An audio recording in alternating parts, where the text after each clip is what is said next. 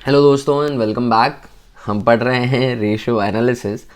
और ratio analysis में मैंने आपको बताया था कि काफ़ी कैटेगरीज होती हैं जिसमें हम रेशियो कैलकुलेट करते हैं। हम बेसिकली इस चैप्टर में कर रहे हैं एनालिसिस फाइनेंशियल स्टेटमेंट का। ये पता कर रहे हैं कि फाइनेंशियल स्टेटमेंट्स कितनी अच्छी हैं अलग अलग पैरामीटर्स में, कि कंपनी की सॉल्वेंसी कितनी अच्छी है, प्रॉफिटेबिलिटी कितनी अच्छी है, कंपनी अपने रिसोर्सेज को कितना अच्छे से यूज़ करती है। इन सबको जज करने के लिए हम कुछ रेशियोज कैलकुलेट कर रहे थे। पहली कैटेगरी थी शॉर्ट टर्म सॉल्वेंसी रेशियो या लिक्विडिटी रेशियो। यहाँ पर हमने चेक किया कि कंपनी कितनी केपेबल है अपनी शॉर्ट टर्म लाइबिलिटीज़ को पे करने के लिए, यानी करंट लाइबिलिटीज़ को पे करने के लिए। इसमें हमने दो रेशियो कैलकुलेट किए थे, करंट रेशियो और दूसरा रेशियो जो था क्विक रेशियो या एसिड टेस्ट रेशियो को कैलकुलेट किया था। इससे रिलेटेड क्वेश्चन सॉल्व किए। अब मैं आ गया हूँ सेकेंड कैटेगरी पे दोस्तों, that is long term solvency ratio. Long term solvency ratios में हम चेक करेंगे कि कंपनी कितनी केपेबल है अपनी लॉन्ग टर्म लाइबिलिटीज़ को पे करने के लिए, लॉन्ग टर्म लाइबिलिटीज़ को पे करने के लिए, नॉन करंट लाइबिलिटीज़ को पे करने के लिए। यहाँ पर चेक करेंगे कंपनी कितनी सॉल्वेंट है ऑन लॉन्ग टर्म बेसिस। इससे पहले हमने चेक किया कि कंपनी कितना अच्छे से अपनी करंट लाइबिलिटीज़ को पे कर सकती है। अब हम चेक कर रहे हैं कि कंपनी कितना अच्छे से अपनी लॉन्ग टर्म लाइबिलिटीज़ को पे कर सकती है। इस कैटेगरी के अंदर काफ़ी रेशियोज हम कैलकुलेट करेंगे, जैसा कि आप इस चार्ट में देख पा रहे हैं। But first I would only be talking about debt equity ratio, one ratio, first ratio in this category, that is debt equity ratio. Now let us understand what debt equity ratio actually is. Debt equity ratio, name के अंदर आप इसको देखिए, debt and equity ratio, name के अंदर दो segment हो गए, एक डेट हो गया दोस्तों और दूसरा हो गया equity. Now what is debt? Debt is basically borrowed fund, जो कंपनी ने उधार से पैसा लिया है। एंड इक्विटी, हमने इशू ऑफ शेयर पढ़ा था, equity shareholders are actually the owners of the company. So equity is basically the owners fund. ठीक है, तो हम इस रेशियो में सिंपली, बहुत ही सिंपल टर्म्स में बात करता हूं और एक्चुअली यही कॉन्सेप्ट है इस रेशियो का। हम उधार के पैसे को खुद के पैसे से कंपेयर कर रहे हैं। हम देख रहे हैं कि किसी भी पर्टिकुलर कंपनी ने जो अपनी कैपिटल लगा रखी है, जो पैसा लगा रखा है बिजनेस में, उसमें कितना पैसा उनका खुद का है एज कंपेयर टू कितना पैसा उधार का है।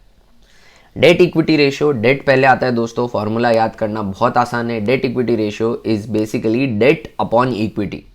Debt equity ratio is nothing but debt upon equity, as simple as that. Now what is debt? LTD. LTD is long term debt. What else it could be? And SHF is nothing but shareholders fund. Shareholders fund. As simple as that. तो ये हो गया दोस्तों debt equity ratio.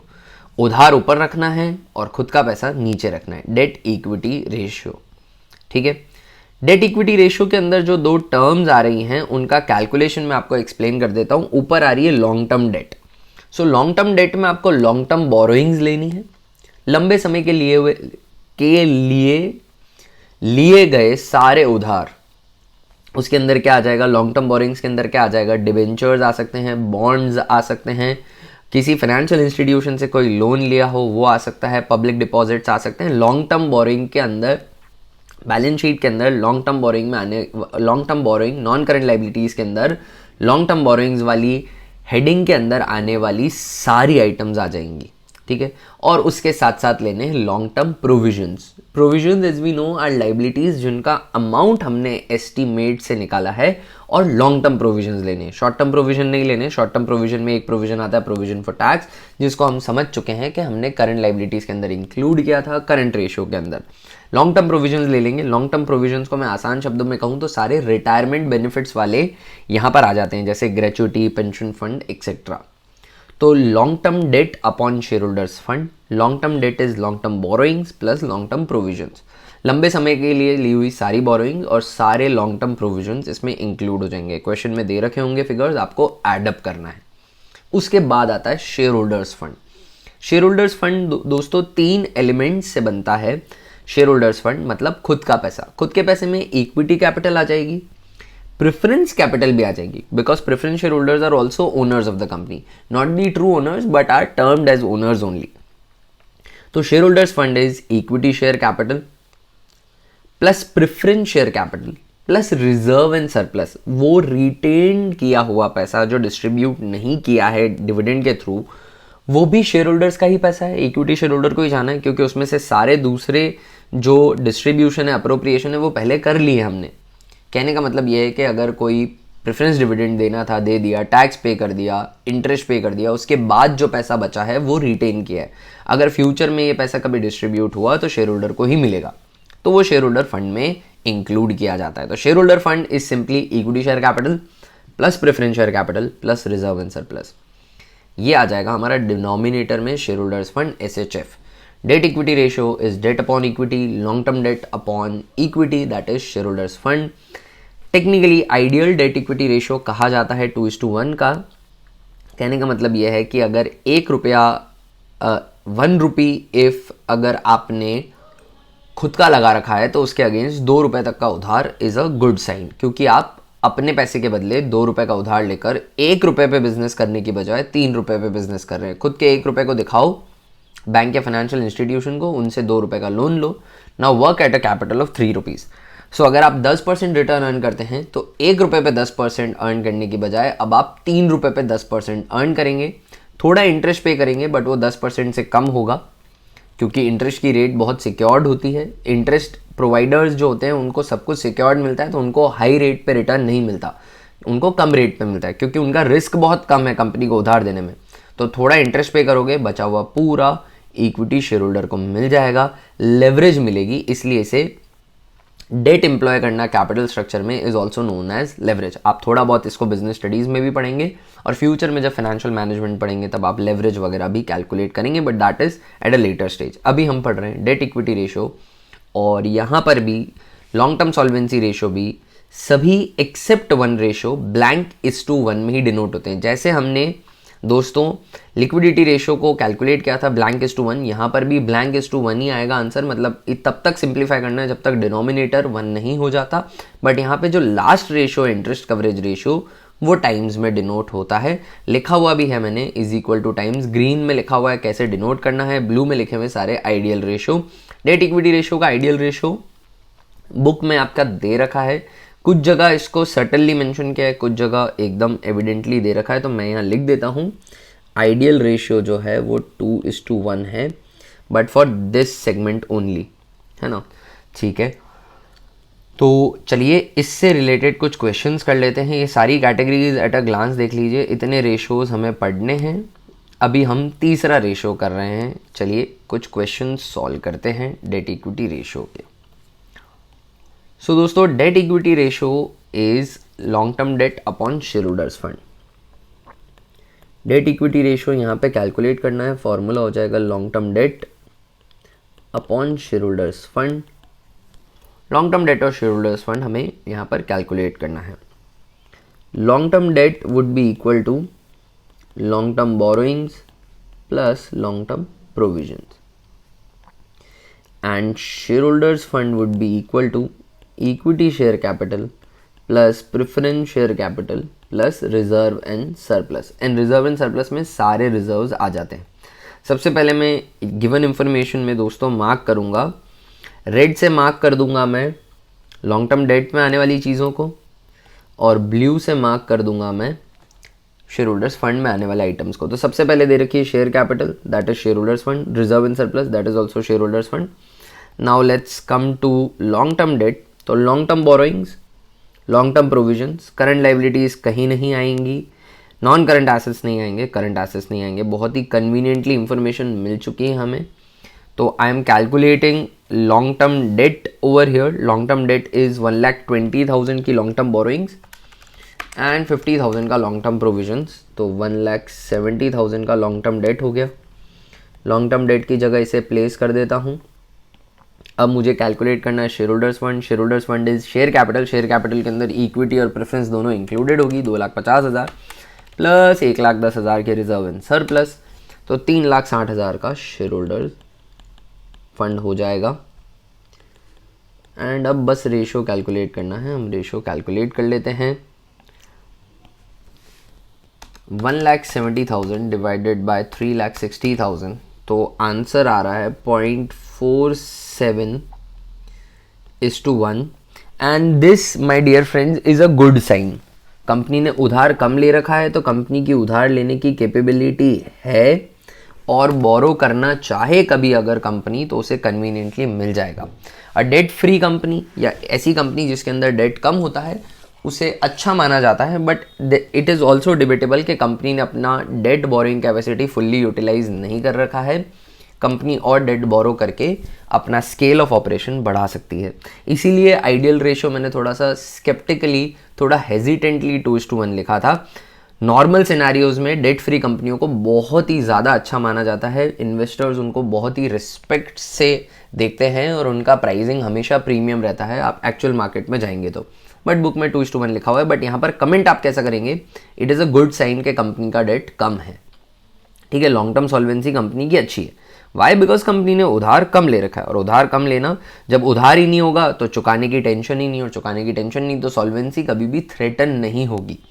ठीक है, खुद का पैसा है और खुद के पैसे को पे करने की कोई ऐसा कंपल्शन नहीं आ सकती कंपनी पे। ठीक है, कैलकुलेट करना है यहाँ पे भी हमें date equity ratio. Date equity ratio is long term debt upon share holders fund. Long term date is equal to long term borrowings plus long term provision, and shareholders fund is equal to equity share capital plus preference share capital plus reserve and surplus। वही colour theme follow करता हूँ। Red से मैं denote करूँगा long term date को, और blue से मैं डिनोट कर दूंगा शेयर होल्डर्स फंड को। सबसे पहले दे रखा है equity share capital, that is equity. Preference share capital is equity. General reserve is reserve and surplus. Security premium reserve is also reserve and surplus. Profit and loss का balance is also reserve and surplus. ऊपर वाले सारे element जो दे रखे हैं up till 70,000, 3 lakh, 1 lakh, 1,30,000, 40 and 70, ये सभी जो हैं ये हमारे इक्विटी हो गए। अब नीचे 10% debenture, long term borrowing, loan from bank, long term borrowing, and that is it. Long term provisions नहीं दे रखा है, और जो करंट लाइबिलिटीज़ हैं वो क्योंकि करंट हैं इसलिए लॉन्ग टर्म नहीं है। 4,50,000 प्लस 3,50,000, 8 लाख रुपीज़ का लॉन्ग टर्म डेट है।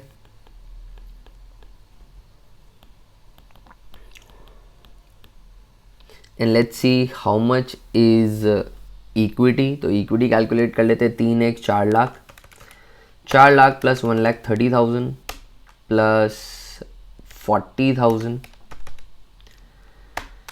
Plus 70,000, so 6,40,000 is basically equity. 6,40,000 is equity. इसको भी प्लेस कर देता हूं यहाँ पे 6,40,000, और अब बस हमें इनको कैलकुलेट करना है, हमारा आंसर आ जाएगा। सो 8 लाख डिवाइडेड बाय 6,40,000, तो 1.25:1। ये रेशियो 2:1 तक हो तो अच्छी बात है, बट 2:1 से ज़्यादा होता है दैट इज़ अ साइन कि कंपनी ने डेट ज़्यादा ले रखा है, तो वो एक अच्छा इंडिकेटर नहीं है कंपनी की सॉल्वेंसी का। ठीक है, ये रेशियो छोटा हो तो बुरी बात नहीं है, 2:1 तक हो तो ठीक है, पर अगर 2:1 से ज़्यादा बड़ा है तो फिर वो अच्छी साइन नहीं है कंपनी की सॉल्वेंसी के लिए। ठीक है, चलिए एक और क्वेश्चन सॉल्व करते हैं। हमें यहाँ पर भी डेट इक्विटी रेशियो कैलकुलेट करना है। डेट इक्विटी रेशियो हम यहाँ पर कैलकुलेट करते हैं। अगेन फॉर्मूला लिख देता हूँ। Debt equity ratio is equal to long term debt upon share holders fund. ठीक है, long term debt is equal to long term borrowings plus long term provision, and equity is equal to, या फिर equity नहीं लिखना चाहिए, shareholders fund is equal to equity share capital plus preference share capital plus reserve and surplus, right? चलिए जी दोनों figures को calculate कर लेते हैं। वही चीज़ फॉलो करूँगा। लॉन्ग टर्म डेट के लिए red and share holders fund के लिए ब्लू। सबसे पहले दे रखा है share capital, security premium reserve, reserve and surplus, ये सब शेयर कैपिटल का हिस्सा है दोस्तों, ठीक है। अब हम चलते हैं और डेट को देखते हैं। Long from industrial finance corporation IDFC से लोन ले रखा है, लॉन्ग टर्म बोरोइंग है, 9% बॉन्ड लॉन्ग टर्म बोरोइंग है, लॉन्ग टर्म प्रोविजंस दे रखे हैं, शॉर्ट टर्म प्रोविजंस इंक्लूड नहीं होगा, शॉर्ट टर्म बोरोइंग्स इंक्लूड नहीं होगा, ट्रेड पेबल्स इंक्लूड नहीं होगा, these are all current liabilities. तो लॉन्ग टर्म डेट कैलकुलेट कर लेता हूँ, 20 लाख प्लस 25 लाख प्लस 3 लाख के long term provisions and that is it. तो 48 लाख की हो जाएगी लॉन्ग टर्म डेट। आपको ये नीचे वर्किंग नोट में कैलकुलेशन दिखानी है दोस्तों, मैं डायरेक्टली कर रहा हूँ to save us some time. Share capital 30 lakh की है, 2 लाख की सिक्योरिटी प्रीमियम रिजर्व है और 10 लाख का रिजर्व एंड सरप्लस है। तो 42 लाख की जो हो जाएगी वो इक्विटी हो जाएगी, शेयर होल्डर्स फंड हो जाएगा। Equity is equity share capital plus reserve and surplus, SPR और रिजर्व एंड सरप्लस सब इंक्लूडेड दे रखा है, ठीक है ना। One point, reserve and surplus हमें ऑलरेडी दे रखा है दोस्तों, रिजर्व एंड सरप्लस दे रखा है, तो ये security premium reserve and surplus में इंक्लूडेड होगी। सिक्योरिटी प्रीमियम रिजर्व आती है बट नीचे रिजर्व एंड सरप्लस दे रखा है, तो ये सिक्योरिटी प्रीमियम रिजर्व इसमें इंक्लूडेड होगा। तो reserve and surplus basically share capital plus reserve and surplus करना है मुझे, तो share holders fund would be 40 lakh. I will explain as well. Equity share capital and preference share capital is share capital. Share capital मुझे question में दे रखी है 30 लाख की, और फिर मुझे रिजर्व एंड सरप्लस की टोटल दे रखी है 10 लाख रुपए की। तो मैं वापस इसमें और इस रिजर्व एंड सरप्लस में सिक्योरिटी प्रीमियम रिजर्व इंक्लूडेड होगा, तो 40 लाख का हो गया ये, ठीक है ना। अब हमें सिंपली कैलकुलेशन करनी है। सो 48 डिवाइडेड बाय 40, तो आंसर आ जाएगा 1.2:1। एंड अगर कमेंट करना पड़े तो बहुत ही अच्छी बात है ये, आप देख लीजिएगा, यहाँ मैं नीचे लिख देता हूँ SPR would already be included in reserve and surplus, तो फिर उसको अलग से जोड़ने की ज़रूरत नहीं है दोस्तों। एक और क्वेश्चन करते हैं डेट इक्विटी रेशियो का ही। चलिए, डेट इक्विटी रेशियो कैलकुलेट करना है। यहाँ पे हमें इंफॉर्मेशन स्ट्रेट फॉरवर्ड नहीं दी है, हमें एसेट साइड की काफ़ी इंफॉर्मेशन दे रखी है, land and building, plant and machinery, intangible assets, inventory, trade receivables, और फिर दे रखे हैं trade payables and long term borrowing, ठीक है। अगर मैं इसको इस तरीके से देखूं तो बेसिकली मुझे एक मेमोरेंडम बैलेंस शीट के अंदर एसेट साइड की सारी चीज़ें दे रखी हैं। तो can I say that total assets is equal to land and building plus plant and machinery plus intangible assets, these are all non-current assets, plus some current assets, that is inventory plus trade receivables। Correct बात है। तो मैं अगर इन सब figures को जोड़ूँ तो total assets आ जाएंगे 15 lakh plus 6 lakh plus 1 lakh plus 5,50,000 plus 1,70,000, trade receivables तक जोड़ दिए मैंने, तो 29,20,000 के जो हैं वो मेरे आ रहे हैं total assets, right. Total assets आ रहे हैं मेरे, ठीक है, 29,20,000 के, राइट। अब लाइबिलिटी साइड में क्या कुछ दे रखा है मुझे? लाइबिलिटी साइड में मुझे दे रखी हैं ट्रेड पेएबल्स और लॉन्ग टर्म बोरिंग्स, ठीक है। तो आउटसाइडर्स लाइबिलिटी की अगर मैं बात करूं तो trade payables is current liabilities and long term borrowings is also outsiders liability, ठीक है। तो 1,20,000 प्लस 12 लाख, 13,20,000 की क्या हो जाएंगी? आउटसाइडर्स लाइबिलिटी हो जाएंगी। We know that total assets में से अगर मैं आउटसाइडर्स लाइबिलिटी सबट्रैक्ट कर दूं तो मुझे शेयर होल्डर्स फंड मिल जाएगा। शेयर होल्डर्स फंड, मैं ऐसा कह रहा हूं कि टोटल एसेट साइड की पूरी टोटल ले ली मैंने और उसमें से लॉन्ग टर्म बोरोइंग्स और करंट लाइबिलिटी सबट्रैक्ट कर दूंगा तो क्या बचेगा, कैपिटल बचेगा, शेयर होल्डर्स फंड बचेगा। तो शेयर होल्डर्स फंड कितना हो जाएगा, इसका मतलब शेयर होल्डर्स फंड हो जाएगा 29,20,000 माइनस 13,20,000। तो शेयर होल्डर्स फंड दोस्तों हो जाएगा बेसिकली 16 लाख रुपीज़ का। शेयर होल्डर्स फंड हो जाएगा 16 लाख रुपीज़ का, राइट फ्रेंड्स। और लॉन्ग टर्म बोरिंग्स मुझे दे रखा है तो वो लॉन्ग टर्म डेट हो जाएगा 12 लाख रुपीज़ का। हमें कहा है डेट इक्विटी रेशो के लिए, date equity ratio is long term debt upon share holders fund. Long term date जो है वो यहाँ पे 12 लाख रुपए का है, क्वेश्चन में ही दे रखा है, and divided by share holders fund. Share holders fund जो है वो है 16 लाख रुपीज़ का। और इसको सॉल्व करते हैं हम तो 12 लाख डिवाइड बाय 16 लाख तो 0.75:1 and it is a good indicator. Debt कम है कंपनी के पास, राइट फ्रेंड्स। चलिए एक और क्वेश्चन करते हैं डेट इक्विटी रेशो का ही।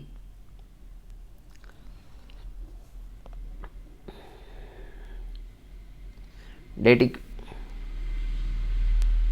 Equity ratio from the following हमें कैलकुलेट करना है। टोटल एसेट्स दे रखे हैं और टोटल डेट दे रखा है। Total date that means long term and short term. जो ऊपर वाले क्वेश्चन में हमने इलेबोरेट मैनर में किया, यहाँ कंसाइज मैनर में करेंगे। I can say that share holders fund is equal to total assets minus total debt. I can definitely say so. Total debt is long term plus short term, इसके अलावा capital बचती है। तो total assets 8,10,000 के हैं, इसमें से total date minus कर दूंगा 2,60,000 का। 8,10,000 माइनस 2,60,000 तो शेयर होल्डर्स फंड जो आ गए वो आ गए 5,50,000 के, ठीक है। Now long term date I can से is total date minus current liabilities, because total debt is long term plus short term and short term is current liabilities. तो टोटल डेट जो है 2,60,000 का है, उसमें से 40,000 की करंट लाइबिलिटीज माइनस कर देता हूँ तो 2,20,000 का लॉन्ग टर्म डेट हो जाएगा। अब हमें चाहिए date equity ratio. Date equity ratio is long term debt upon share holders fund. Long term date is 2,20,000 and share holders fund is 5,50,000, ठीक है। सो 2,20,000 डिवाइडेड बाय 5,50,000 तो 0.4:1 is our debt equity ratio, as simple as that, ठीक है। सो ये question similar था previous question से, वहाँ पे हमें इंडिविजुअल कैलकुलेट करना था और यहाँ पे हमें टोटल क्वेश्चन ने खुद नहीं दे दी थी। दोस्तों एक हमने करंट रेशियो में क्वेश्चन किया था, अगर आपको याद हो तो, जहाँ पे हमें रेशियो दे रखा होता है और हमें डिफरेंट सिचुएशन में रेशो पे इम्पैक्ट बताना पड़ता है, इंक्रीज डिक्रीज और नॉट ऑल्टर या नो चेंज, और वहाँ पे हमें मैथमेटिकली बताना था। यहाँ पे भी आपको मैथमेटिकली बताना है। डेट इक्विटी रेशो 1:2 दे रखा है। पहली बात तो मैं इसको हमारे समझने लायक टर्म्स में डिनोट कर देता हूँ, हम इसे blank/1 लिखेंगे। तो date equity ratio which is long term debt upon share holders fund which is provided to us as 1/2. 1/2 को मैं लिख दूंगा 0.5:1. I've changed it. Now मैं इमेजिनरी फिगर ले रहा हूँ, मैं ले रहा हूँ लॉन्ग टर्म डेट मान लीजिए 50,000 का है and share holders fund is 1 lakh का है, ठीक है। अगर ये फिगर्स होंगे तो फाइनल आंसर 0.5:1 ही आएगा। And I am writing for example या से, मान लो ऐसा, ठीक है ना। अब हम देखते हैं कि what would the following would do. First है repayment of long term borrowings. Long term borrowings का रीपेमेंट कर दिया, ठीक है। रीपे लॉन्ग टर्म बोरिंग्स, तो लॉन्ग टर्म बोरिंग्स का रीपेमेंट हो गया है तो लॉन्ग टर्म बोरिंग्स कम हो जाएंगी। इन्होंने अमाउंट 40 का दे रखा है तो हमें फिगर्स कुछ ऐसे मान लीजिए, क्योंकि इन्होंने बड़े बड़े फिगर्स दे रखे हैं तो मैं इस 50,000 और 1 लाख को 5 लाख और 10 लाख कर रहा हूँ, सो दैट इन्हीं के गिवन फिगर से मैं कैलकुलेट कर सकूं, फिगर्स अजीब ना लगने लग जाए। रीपे करी लॉन्ग टर्म बोरिंग्स, तो दोस्तों ऊपर जो लॉन्ग टर्म डेट है वो 5 लाख की जगह 40,000 का रीपे हो गया है, तो 40,000 से वो रिड्यूस हो जाएगा। तो वो हो जाएगा 4,60,000 का, राइट। पर नीचे शेयर होल्डर्स फंड तो सेम रहना है, कैलकुलेट करने की कोई ज़रूरत नहीं है। 0.5 की जगह अब ये कम 0.46 हो जाएगा, तो रेशियो रिड्यूस हो जाएगा, मैथमेटिकली रिड्यूस हो जाएगा। और बस इतना ही हमें कहना भी था, ठीक है ना। तो रेशियो रिड्यूस हो जाएगा। सेकंड में इन्होंने पूछा है purchased a fixed assets for 50,000 on long term deferred payment basis. Long term deferred payment basis पे किया है, इसका मतलब लॉन्ग टर्म बोरिंग्स बढ़ जाएंगी, लंबे समय तक ये पैसा चुकाएंगे। तो 5 लाख की जो हमारी लॉन्ग टर्म डेट थी उसमें 50,000 रुपये अब और जुड़ जाएंगे। शेयर होल्डर्स फंड में कोई चेंज नहीं आने वाला है 10 लाख का, तो ये रेशियो अब इंक्रीज़ हो जाएगा, 5.5 का हो जाएगा। आपको कैलकुलेट करके बताने की ज़रूरत नहीं, आप सीधा इंक्रीज डिक्रीज लिख सकते हैं क्योंकि क्लियरली दिख रहा है। नई इक्विटी शेयर इशू किए 75,000 के, तो 5 लाख का ही रहना है डेट, पर नीचे जो है 10 लाख का शेयर होल्डर फंड, उसमें इक्विटी अब बढ़ जाएगी, इक्विटी शेयर कैपिटल बढ़ जाएगी 75,000 से, तो डिनोमिनेटर बढ़ गया पर न्यूमरेटर सेम है, तो रेशियो रिड्यूस हो जाना है। थर्ड सिचुएशन में रेशियो जो है वो रिड्यूस हो जाएगा, ठीक है।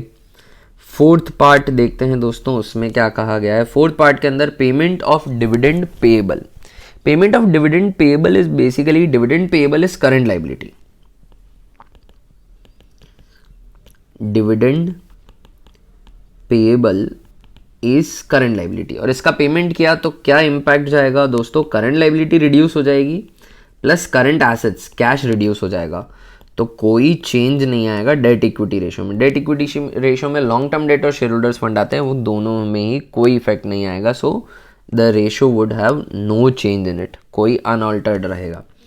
इसके बाद क्या है, गुड्स परचेज्ड ऑन क्रेडिट, वही बात आ गई। गुड्स परचेज्ड ऑन क्रेडिट से क्या इंपैक्ट जाएगा, करंट एसेट्स इंक्रीज हो जाएंगे और करंट लाइबिलिटीज़ इंक्रीज हो जाएगी। लॉन्ग टर्म डेट और शेयर होल्डर्स फंड पे कोई इंपैक्ट नहीं जाएगा, तो no change.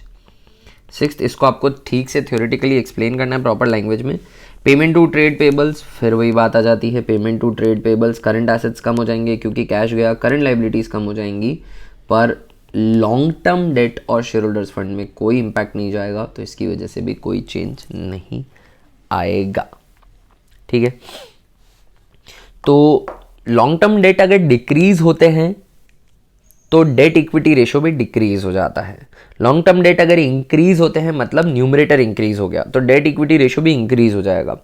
Share holder fund अगर डिनोमिनेटर डिक्रीज होगा तो डेट इक्विटी रेशियो इंक्रीज हो जाएगा, और अगर शेयर होल्डर्स फंड बढ़ जाएंगे मतलब डिनोमिनेटर बढ़ जाएगा, तो फिर डेट इक्विटी रेशियो कम हो जाएगा क्योंकि न्यूमरेटर सेम रहेगा। आपको इस तरह के क्वेश्चन में अगर डिफिकल्टी आती है दोस्तों, तो आपको टेक्स्ट बुक को रेफर करते हुए इसकी सारी वैरायटी एक बार प्रैक्टिस कर लेनी है। इस तरीके का क्वेश्चन एग्जाम में पूछा जा सकता है। बुक्स के अंदर यूजुअली सारी पॉसिबल सिचुएशंस जो होती हैं वो ले रखी होती है, 13-14 एग्जाम्पल्स ले रखे होते हैं, उसके बाद आपसे कन्वीनियंटली हो जाएगा। My high recommendation would be you solve this by replacing with mathematical figures, तो बहुत ही कन्वीनियंटली हो जाएगा। दोस्तों, this was debt equity ratio under long term solvency ratios. अगली क्लास में मैं करवाऊंगा total asset to debt ratio, which is the second ratio in long term solvency ratio. Till then पीछे वाले सारे क्वेश्चंस आप अच्छे से सॉल्व कर लीजिएगा। मिलते हैं अगली क्लास में, तब तक के लिए बाय। पढ़ते रहिए, मज़े करते रहिए। I will see you soon.